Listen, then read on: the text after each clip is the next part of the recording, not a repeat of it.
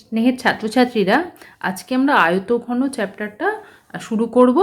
প্রথমে ফর্মুলাগুলো দেখে নেব, বুঝে নেব, এবং তারপরে 1 থেকে 12 যে অঙ্কগুলো আছে এই চ্যাপ্টারের, 1 থেকে শুরু করে 12 পর্যন্ত অঙ্ক আমরা এই ভিডিওতে করব। এবং আমার স্কুলের ছাত্রদের যেভাবে আমি করাচ্ছি সেই ভিডিওগুলোই অ্যাড করে এখানে আপলোড করছি। তো চ্যানেলটা যদি সাবস্ক্রাইব করা থাকে তাহলে আশা করছি অন্যান্য ছাত্রছাত্রীদেরও কিছুটা হলেও সুবিধা হবে। আচ্ছা, আয়তঘন চ্যাপ্টারটা শুরু করছি। তো আয়তঘন আকারটা কীরকম সেটা আগে দেখি। আচ্ছা, বাস্তব উদাহরণ, যেমন এটা হচ্ছে একটা বাস্তব উদাহরণ, এটা একটা দেশলাই বাক্স। তো এই দেশলাই বাক্সটা কিন্তু আয়তঘন আকার। তাহলে আয়তঘন আকারটা কী রকমের? না, এটা একটা ঘন বস্তু, এটা হচ্ছে একটা ঘন বস্তু। ঘনবস্তুটা কেমন? না, প্রতিটি তল হচ্ছে আয়তক্ষেত্রাকার। এই যে একটা তল, এটা আয়তক্ষেত্র, এটা আয়তক্ষেত্র, এটা আয়তক্ষেত্র। তো প্রতিটি তল হচ্ছে আয়তক্ষেত্রাকার এবং বিপরীত তলগুলোর দৈর্ঘ্য প্রস্থ সমান। মানে এই যে এই তলটা, এর বিপরীতে কোন তলটা আছে? এই তলটা। এরা কিন্তু দৈর্ঘ্য প্রস্থে সমান। ঠিক যেমন এটা আর এটা সমান, ঠিক যেমন এদিকটা আর এদিকটা সমান। তাহলে এটা এমন একটা ঘনবস্তু যার প্রতিটি তল হচ্ছে আয়তক্ষেত্রাকার, বিপরীত তলগুলোর দৈর্ঘ্য প্রস্থ সমান এবং সন্নিহিত তল, মানে পরপর এই যে দুটো তল, তাদের মধ্যে কোনটা কত ডিগ্রি? না 90 ডিগ্রি। এই যে 90 ডিগ্রি অ্যাঙ্গেল, 90 ডিগ্রি অ্যাঙ্গেলে কিন্তু আছে, দুটো তল আছে 90 ডিগ্রি অ্যাঙ্গেলে প্রতিটা তল। তাহলে এটা এমন একটা ঘনবস্তু যার প্রতিটি তল আয়তক্ষেত্রাকার, বিপরীত তলগুলির দৈর্ঘ্য প্রস্থ সমান এবং সন্নিহিত তলগুলো পরস্পর লম্বভাবে অবস্থিত। এরকম একটা ঘনবস্তুকে আমরা কি বলবো? না আয়তঘন বা সমকোণী চৌপল। সমকোণী চৌপলটা একটা এঁকে নিয়েছি খাতায়। তো এখানে আমরা এটাকে যদি ভূমি ধরি, তো এই ভূমির এটা হচ্ছে দৈর্ঘ্য এবি, বিসি হচ্ছে প্রস্থ, আর এটা হচ্ছে এইচসি বা সিএইচ, এটা হচ্ছে উচ্চতা। তো দৈর্ঘ্য এ লিখলাম, প্রস্থ বি, আর উচ্চতা এইচ, হাইটের এইচ। তো এইটা হচ্ছে একটা আয়তঘন যার দেখতে পাচ্ছি প্রতিটি তল হচ্ছে আয়তক্ষেত্রাকার এবং সন্নিহিত তলগুলোর মাঝে কোণ হচ্ছে 90 ডিগ্রি। তো এটা একটা আয়তঘন, ঠিক যেরকম দেশলাই বাক্সটা। তাহলে তল সংখ্যা কটা? তল সংখ্যা কটা? তল সংখ্যা হচ্ছে এই যে এটা, এর মতো আর একটা তল আছে এটা, তাহলে এরকম তল কটা আছে? দুটো আছে। এরকম তল কটা আছে? একটা, দুটো, তাহলে 2 2 4 হলো, আর 5 6, তাহলে তল সংখ্যা হচ্ছে 6টা। তল সংখ্যা 6। এবার এই দুটো তল যে সরল রেখায় মিলিত হয়েছে, মানে এগুলোকে বলছে ধার বা প্রান্তিকী। দুটো তল যে সরল রেখায় গিয়ে মিলেছে। তো এরকম ধার বা প্রান্তিকী এখানে কটা আছে? 1 2 3 4 5 6 7 8 9 10 11 12। তাহলে ধার বা প্রান্তিকী কটা হয়ে গেল? 12টি। তল সংখ্যা হয়ে গেল 6টি।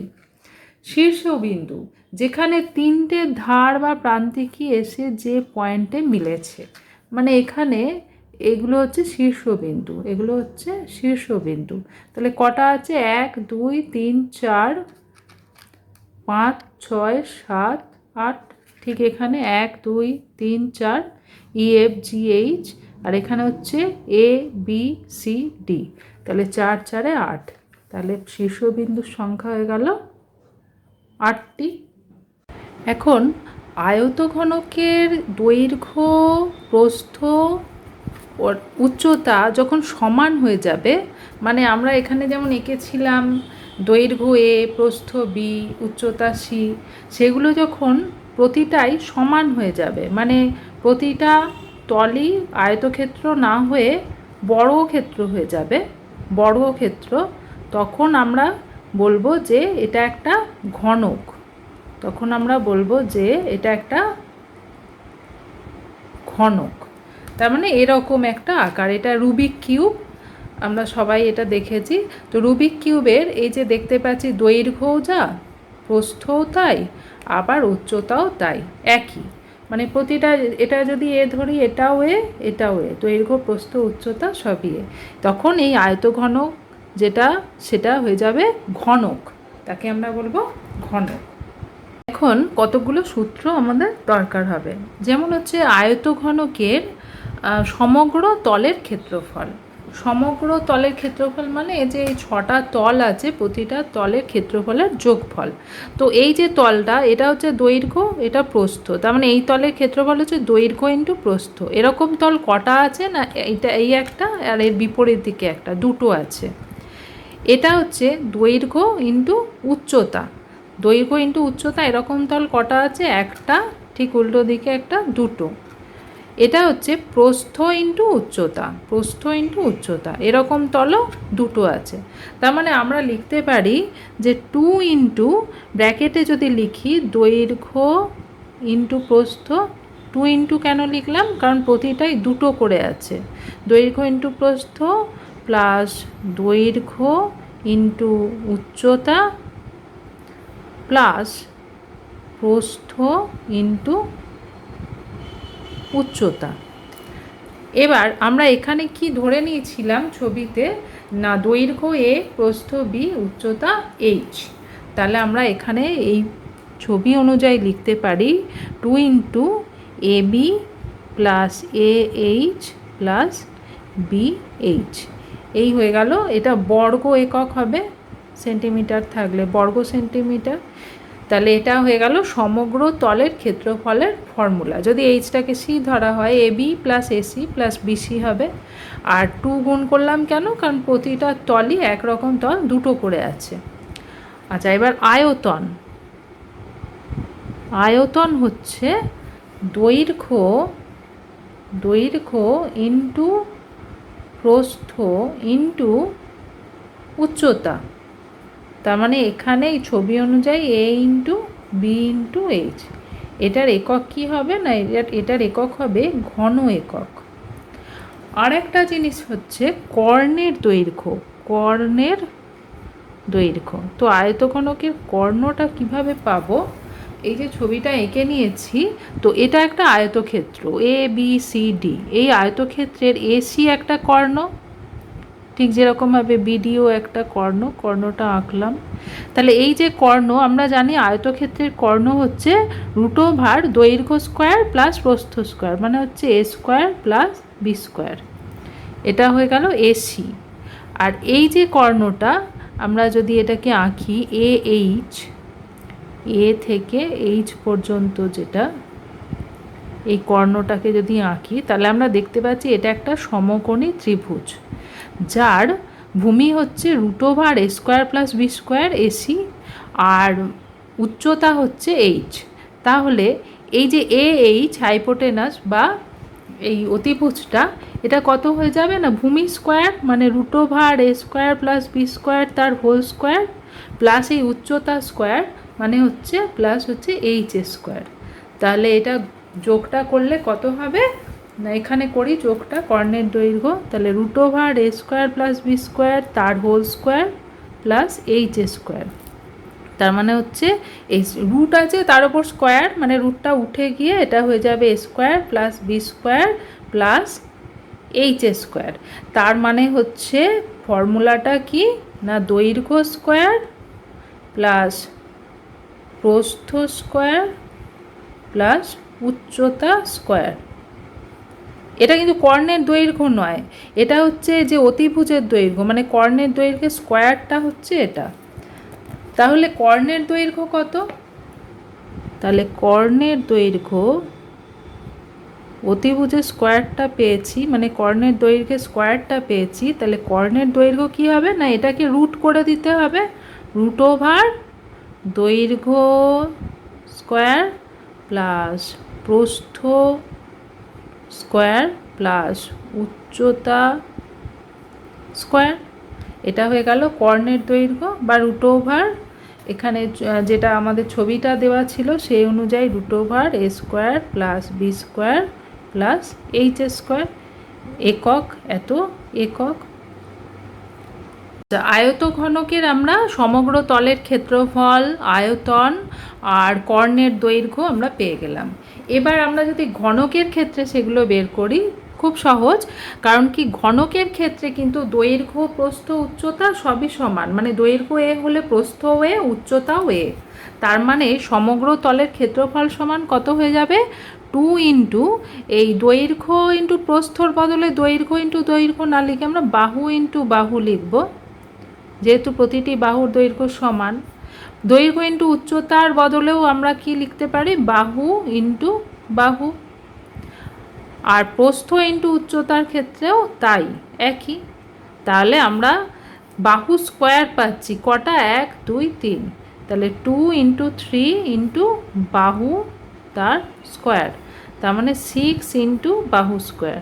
কারণ কি এরকম কেন হলো না, 6টা আমাদের তল, আর প্রতিটা তলই হচ্ছে একটা যে এ বাহুযুক্ত বর্গক্ষেত্রের ক্ষেত্রফল, প্রতিটা তলই এরকম তল আছে 6টা, তাই জন্য 6 এ স্কোয়ার, এটা হয়ে গেল ঘনকের সমগ্র তলের ক্ষেত্রফল। আর আয়তন কত হবে ঘনকের ক্ষেত্রে? আয়তন হয়ে যাবে বাহু ইন্টু বাহু ইন্টু বাহু। আচ্ছা, এটা বর্গ একক, এটা বর্গ একক লিখতে হবে। আচ্ছা, আয়তন দৈর্ঘ্য, প্রস্থ, উচ্চতা তিনটের ক্ষেত্রে বাহু লিখলে বাহু তার হোল কিউব। তাহলে এটা হচ্ছে এত ঘন একক, মানে বাহু যদি এখানে আমরা যেহেতু এ ধরেছি, এ কিউব ঘন একক। এটা হয়ে যাচ্ছে আয়ত ঘনকের, এই ঘনকের আয়তন। এবার ঘনকের ক্ষেত্রে কর্ণের দৈর্ঘ্য, ঘনকের কর্ণের দৈর্ঘ্য কত হবে না, √, বাহু স্কোয়ার প্লাস বাহু স্কোয়ার প্লাস বাহু স্কোয়ার, মানে √, A square plus A square plus A square, মানে √3 এ স্কোয়ার। তার মানে হচ্ছে এ স্কোয়ারটা রুটের বাইরে এলে এ, আর √3, এ √3 এত একক হয়ে গেল ঘনকের ক্ষেত্রে কর্ণের দৈর্ঘ্য। আচ্ছা, কষে দেখি 4, 1-এর দাগের আর 2-এর দাগের আমরা আগেই আলোচনা করে এসেছি। আয়ত ঘনাকার যেমন জ্যামিতি বক্স, পেন্সিল বক্স, একটা বই, সবই ঘনক, লুডোর ছক্কা, রুবিক্স কিউব, এখানে দেশলাই বাক্স আয়ত ঘনাকার, এগুলো লেখা যেতে পারে। আচ্ছা, আয়ত ঘনাকার চিত্রের তল, ধার, শীর্ষবিন্দু এগুলো আমরা আগে আলোচনা করে এসেছি। তো অঙ্ক শুরু করছি 3-এর দাগ থেকে। 3-এর দাগেটায় কি বলছে? একটি সমকোণী চৌপলাকার ঘরের দৈর্ঘ্য, প্রস্থ ও উচ্চতা দেওয়া রয়েছে 5 মিটার, 4 মিটার, 3 মিটার। ওই ঘরে সবচেয়ে লম্বা যে দণ্ড রাখা যাবে তার দৈর্ঘ্য। তাহলে এখানে ঘরের দৈর্ঘ্য, প্রস্থ, উচ্চতা দেওয়া আছে। ঘরের দৈর্ঘ্য সমান দেওয়া আছে 5 মিটার, প্রস্থ দেওয়া আছে 4 মিটার, উচ্চতা দেওয়া রয়েছে 3 মিটার। তো এখন সবথেকে বড় যে সবথেকে লম্বা যে দণ্ড, সবথেকে লম্বা দণ্ড, এটার মানে কি? মানে হচ্ছে ঘরের কর্ণের দৈর্ঘ্যের সমান। ঘরের কর্ণের দৈর্ঘ্য যেটা হবে সেটাই হচ্ছে সবথেকে লম্বা দণ্ড। তাহলে কর্ণের দৈর্ঘ্য, আমরা কর্ণের দৈর্ঘ্যের ফর্মুলা শিখে এসেছি আগে। অতএব দণ্ডের দৈর্ঘ্য মানে হচ্ছে কর্ণের দৈর্ঘ্য, এখানে কত? কর্ণের দৈর্ঘ্য আমরা শিখেছি √, দৈর্ঘ্য স্কোয়ার প্লাস প্রস্থ স্কোয়ার প্লাস উচ্চতা এ স্কোয়ার। তো দৈর্ঘ্য আমাদের দেওয়া ছিল 5, প্রস্থ দেওয়া ছিল 4, উচ্চতা দেওয়া ছিল 3, আর 3টে মিটারে দেওয়া ছিল, তাই কর্ণের দৈর্ঘ্য আমরা মিটারেই পাবো। তাহলে √, 5-এর বর্গ হচ্ছে 25, 4-এর বর্গ 16, 3-এর বর্গ 9 এত মিটার। তাহলে এটা হয়ে যাচ্ছে 20, 30, 40, 41 আর 9, 50, √50 এত মিটার হচ্ছে সব থেকে লম্বা যে দণ্ড তার দৈর্ঘ্য। √50টাকে আমরা একটু ছোট করে এরকমভাবেও লিখতে পারি, √2 × 25। তো 25-এর বর্গমূল হচ্ছে যেহেতু 5, তাহলে আমরা এটাকে 5টা বাইরে নিয়ে 5√2 মিটার এটাও লিখতে পারি। 4-এর দাগে একটি ঘনকের একটি তলের ক্ষেত্রফল 64 বর্গমিটার হলে ঘনকটির আয়তন হিসাব করে লিখি। তো ঘনকের একটি তলের ক্ষেত্রফল 64 বর্গমিটার। তো ঘনক কেমন হয় না, প্রতিটি তল হয় বর্গাকার, প্রতিটি তল হয় বর্গাকার, তাই তো? তাহলে আমাদের বলেছে যে একটি তলের ক্ষেত্রফল 64 বর্গমিটার। তা ধরি ঘনকের প্রতি বাহুর দৈর্ঘ্য সমান a মিটার। তাহলে তাহলে এই তলটার ক্ষেত্রফল কত, মানে প্রতিটি তলের ক্ষেত্রফল কত, a²। অতএব একটি তলের ক্ষেত্রফল সমান a² বর্গমিটার। তাহলে আমাদের এইটা দেওয়া আছে, অতএব a² সমান 64 বা a সমান √64 সমান 8। -8 নয়, +8, কারণ কি বাহুর দৈর্ঘ্য ঋণাত্মক হতে পারে না। অতএব আয়তন কত, ঘনকের আয়তন সমান বাহুর কিউব, বাহু এখানে হচ্ছে a, মানে a³ 8 বেরিয়েছে, 8-এর কিউব হচ্ছে 512 ঘন মিটার। এটাই উত্তর। 5-এর দাগে আমাদের বকুলতলা গ্রামে 2 মিটার চওড়া এবং 8 ডেসিমিটার গভীর একটি খাল কাটা হয়েছে। যদি মোট 240 ঘনমিটার মাটি কাটা হয়ে থাকে তবে খালটি কত লম্বা হিসাব করে লিখি। তাহলে যে খালটি কাটা হয়েছে তার চওড়া মানে প্রস্থ দেওয়া আছে 2 মিটার, কিন্তু গভীরতা বা যেটা আমরা উচ্চতা ধরছিলাম সেটা 8 ডেসিমিটার দেওয়া আছে। এটা মিটার, এটা ডেসিমিটার। তো এটা খেয়াল রাখতে হবে যে এককগুলো কি দেওয়া আছে। আর মাটি কাটা মানে এখানে এটা আয়তন, খালের আয়তনটা দেওয়া আছে। তো দৈর্ঘ্যটা আমাদের বা লম্বা কত বের করতে বলেছে। তো আমরা ধরে নিই প্রস্থ দেওয়া আছে, গভীরতা দেওয়া আছে, দৈর্ঘ্যটা x মিটার ধরলাম। তো এটা মিটার ধরেছি, তো এটাকেও মিটার করে নিতে হবে। তো 8 ডেসিমিটার মানে হচ্ছে 0.8 মিটার। তো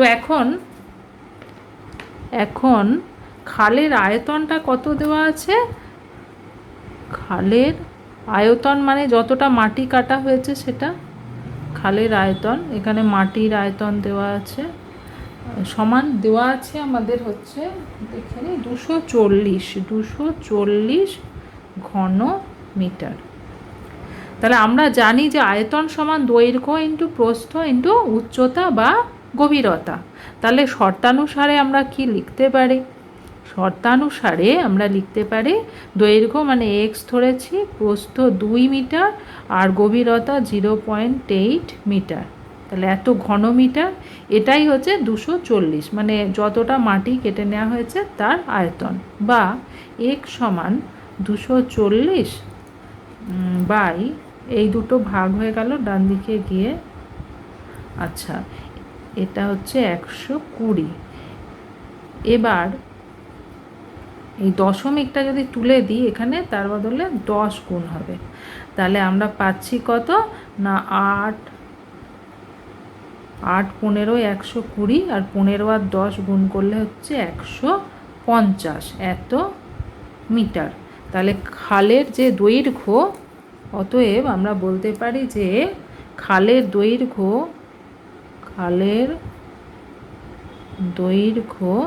সমান 150 মিটার। এটাই উত্তর। 6টা একটি ঘনকের কর্ণের দৈর্ঘ্য 4√3 সেন্টিমিটার। ঘনকটির সমগ্র তলের ক্ষেত্রফল হিসাব করে লিখি। তো একটা ঘনক ধরি ABCD EFGH, এর কর্ণটা যদি আঁকি, ডিজি কর্ণটা যদি আঁকি, তো আমরা জানি মানে আগেই এগুলো শিখে এসেছি যে ঘনকের কর্ণের দৈর্ঘ্য যে ফর্মুলা সেটা হচ্ছে √3 × বাহু। তাহলে আমরা বলতে পারি এখানে √3 × বাহু সমান আমাদের দিয়ে দিয়েছে 4√3 এত সেন্টিমিটার, বা বাহু সমান কত না 4√3/√3 কেটে গেলে হচ্ছে 4। অতএব বাহু হচ্ছে 4 সেন্টিমিটার। তো এখন বলেছে সমগ্র তলের ক্ষেত্রফল কত। অতএব সমগ্র তলের ক্ষেত্রফল সমান আমরা জানি 6 × বাহু স্কোয়ার। তো 6 এখানে বাহু স্কোয়ার মানে হচ্ছে 4-এর স্কোয়ার, তার মানে 6 × 4 হচ্ছে 16, মানে 96। 6 × 16 96। একক দেওয়া ছিল সেন্টিমিটার, তাহলে ক্ষেত্রফল যেহেতু বর্গ সেন্টিমিটার, 96 বর্গ সেন্টিমিটার হলো ঘনকটির সমগ্র তলের ক্ষেত্রফল। 7 একটি ঘনকের ধারগুলির দৈর্ঘ্যের সমষ্টি 60 সেন্টিমিটার হলে ঘনকটির ঘনফল হিসাব করে লিখি। তো ধার কটা আছে আমরা আগেই দেখে এসেছি, আগের দিন আমরা যখন ফর্মুলাগুলো করছিলাম বা এই ছবিগুলো নিয়ে আলোচনা করছিলাম। ধার বা প্রান্তিকী হচ্ছে 12টি। তো কিভাবে ধার বা প্রান্তিকী 12টি না, এইগুলোকে ধার বলছে বা প্রান্তিকী বলছে, যেখানে দুটো তল যে সরলরেখায় গিয়ে ছেদ করছে। 1 2 3 4 5 6 7 8 9 10 11 12 12টি। তো ধরি ধারগুলির দৈর্ঘ্য সমান এ এখানে দেওয়া রয়েছে সেন্টিমিটার। তাহলে আমরা শর্তানুসারে কি লিখতে পারি?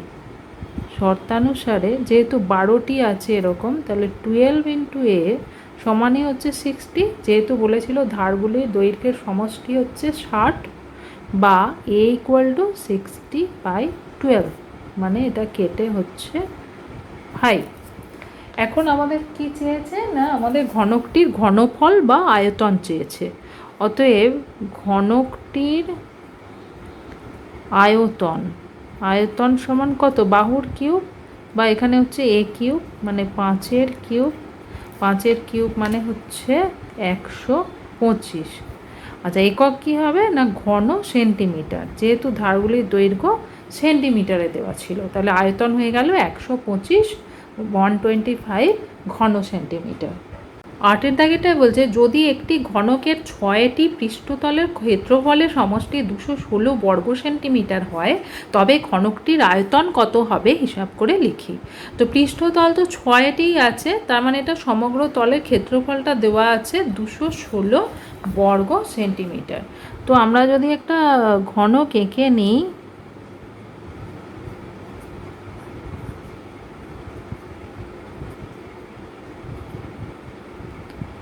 তো আমরা যদি প্রতিটা বাহুর দৈর্ঘ্য a ধরি, তাহলে প্রতিটা তলের ক্ষেত্রফল কত না a²। তাহলে 6টা তলের ক্ষেত্রফল কত? 6 × a²। তাহলে আমরা ধরি বাহুর দৈর্ঘ্য সমান a ধরলাম, একক দেওয়া আছে সেন্টিমিটার, a সেন্টিমিটার। তাহলে শর্তানুসারে 6a² সমান আমাদের দেওয়া রয়েছে 216 বর্গ সেন্টিমিটার। এখান থেকে এর মানটা বের করব, a² নয়, বা a সমান, আচ্ছা 6 × 3 = 18 34 √36 সমান হচ্ছে 6 -6 নিশ্চয়ই নয়, কারণ বাহুর দৈর্ঘ্য ঋণাত্মক হবে না। তাহলে a সমান হয়ে গেল 6 সেন্টিমিটার। এটা আমরা পেয়ে গেলাম। তো এখন বলেছে যে ঘনকটির আয়তন কত হবে। অতএব আয়তন সমান a³ বা বাহুর কিউব সমান হচ্ছে 6-এর কিউব সমান হচ্ছে 216 ঘন সেন্টিমিটার। এটা হয়ে গেল ঘনকটির আয়তন।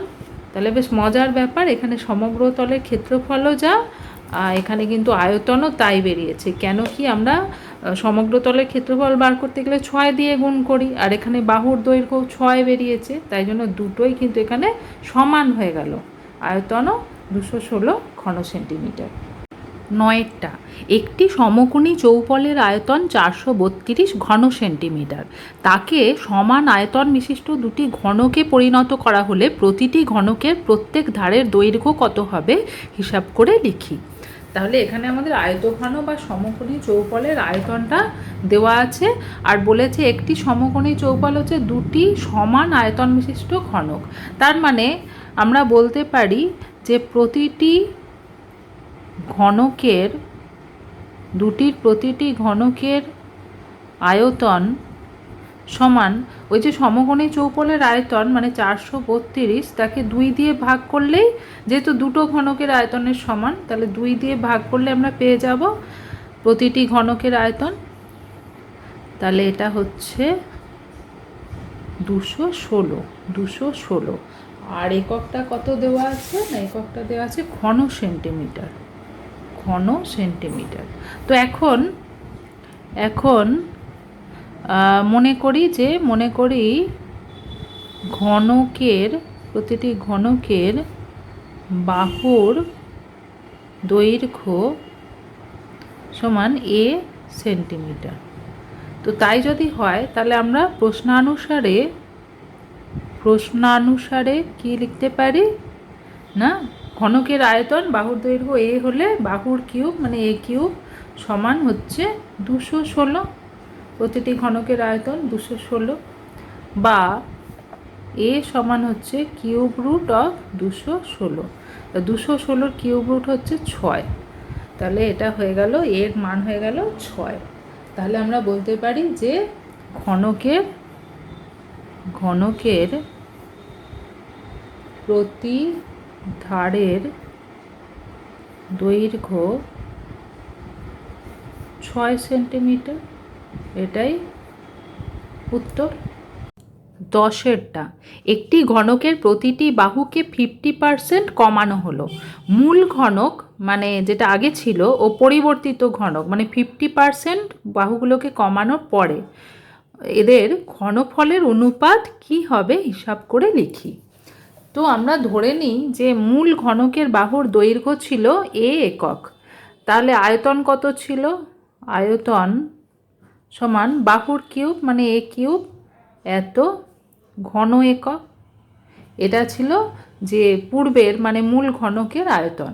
তো এখন 50% যদি প্রতিটি বাহুকে কমানো হয় তাহলে পরিবর্তিত যে ঘনক তার বাহুর দৈর্ঘ্য কত হবে না, আগে ছিল বাহুর দৈর্ঘ্য a আর কমানো হলো কত না a ইন্টু 50/100, 50% 50/100 গুণ। তো এটা কাটলে হবে a মাইনাস a/2 এত একক, তো বিয়োগ করলে হবে a/2 একক। তাহলে এখন অতএব আয়তন কত হবে, পরিবর্তিত ঘনকের আয়তন সমান a/2 তার হোল কিউব, তাহলে হচ্ছে a কিউব বাই 8 ঘন একক। এটা হয়ে গেল এখনকার আয়তন। তাহলে আমাদের বলেছে আয়তনের অনুপাত বের করতে, বলেছে যে মূল ঘনক, অতএব মূল ঘনক ও পরিবর্তিত ঘনকের আয়তনের অনুপাত সমান কত হবে, মূল ঘনকের আয়তন ছিল a কিউব, পরিবর্তিত ঘনকের হচ্ছে a কিউব বাই 8, তার মানে হচ্ছে a কিউব দিয়ে দুটো ভাগ করে দিলে 1:1/8, 8 দিয়ে গুণ করে দিলে 8:1, এটাই হয়ে গেল নির্ণেয় অনুপাত। 11 দাগেরটা, একটি সমকোণী চৌপলাকার বাক্সের দৈর্ঘ্য প্রস্থ উচ্চতার অনুপাত হচ্ছে 3:2:1।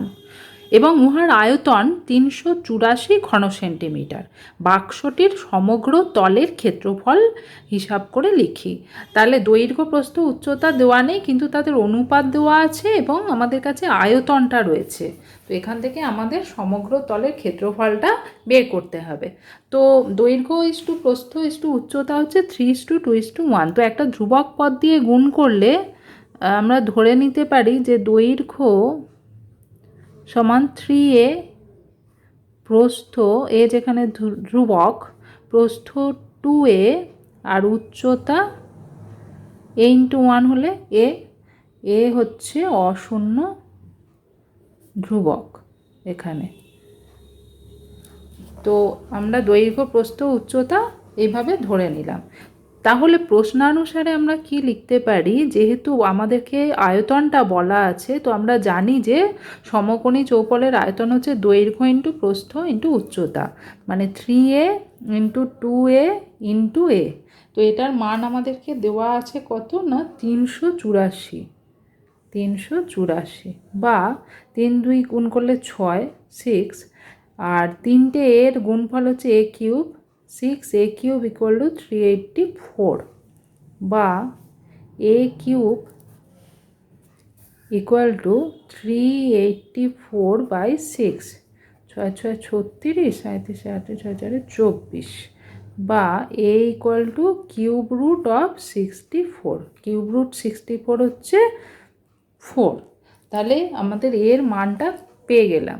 তাহলে আমরা এখান থেকে এখন দৈর্ঘ্য কত, প্রস্থ কত, উচ্চতা কত পেয়ে যাব না। অতএব দৈর্ঘ্য হচ্ছে 3a, তার মানে 3 × 4 = 12 এত সেন্টিমিটার। আচ্ছা, প্রস্থ সমান 2a সমান 2 × 4 = 8 সেন্টিমিটার, এবং উচ্চতা তো এর মান হচ্ছে 4 সেন্টিমিটার। এখন আমাদের কি বের করতে হবে না সমগ্র তলের ক্ষেত্রফল। অতএব সমকোণী চৌপলটির সমগ্র তলের ক্ষেত্রফল সমান, আমরা সূত্র জানি, সমগ্র তলের ক্ষেত্রফল সমান 2 × দৈর্ঘ্য × প্রস্থ, মানে হচ্ছে 3a × 2a, প্লাস দৈর্ঘ্য × উচ্চতা 3a × a, প্লাস প্রস্থ × উচ্চতা 2a × a, এত বর্গ সেন্টিমিটার। তো এখন মানগুলো বসিয়ে দিই। তো 3a মানে হচ্ছে 12, 2a মানে হচ্ছে 8, প্লাস 12 × এর মান হচ্ছে 4, প্লাস 8 × 4, মানগুলো বসিয়ে দিলাম।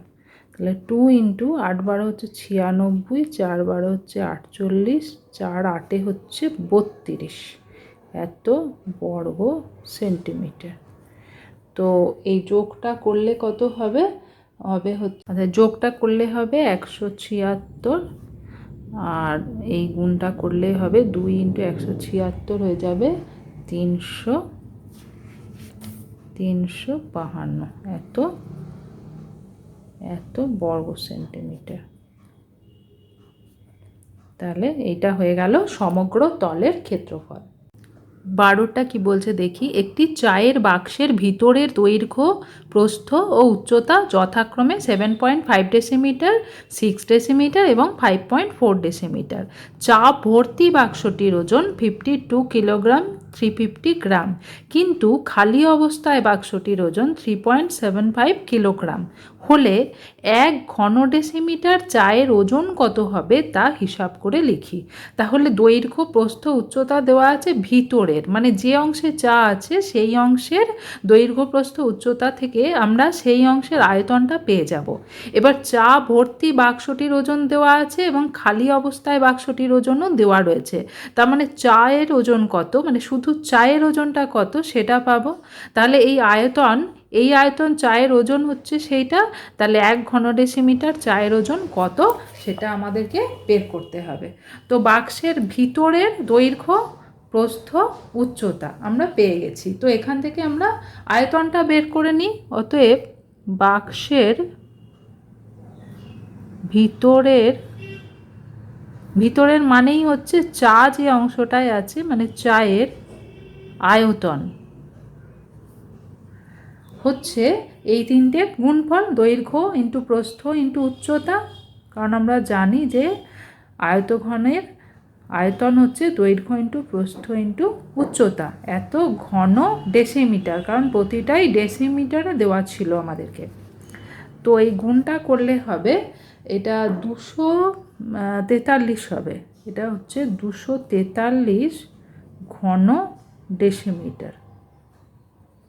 এখন চা ভর্তি বাক্সের ওজন, চা ভর্তি বাক্সের ওজন আমাদের দেওয়া আছে হচ্ছে 52 কিলোগ্রাম 350 গ্রাম, মানে 52.35 এত কিলোগ্রাম। আর খালি বাক্সের ওজন, খালি বাক্সের ওজন এটা দেওয়া আছে হচ্ছে 3.75 কিলোগ্রাম। তাহলে এখান থেকে আমরা চা ভর্তি বাক্স থেকে খালি বাক্স বিয়োগ করলে নিশ্চয়ই চায়ের ওজন পেয়ে যাব। অতএব চায়ের ওজন হচ্ছে, এটা থেকে এটা বিয়োগ করলেই পাবো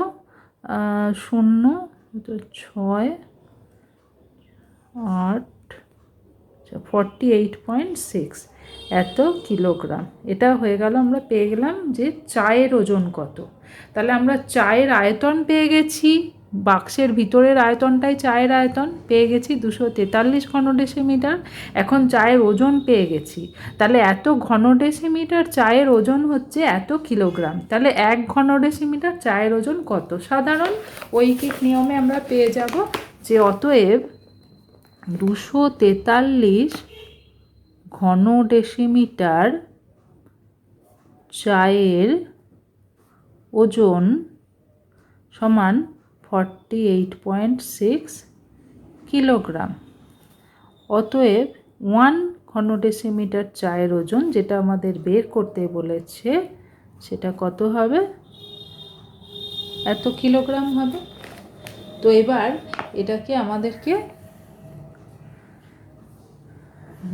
বার করতে হবে কত। এটার সঙ্গে যদি কিলোগ্রাম 1000 গুণ করি তাহলে এটা গ্রাম হয়ে যাবে।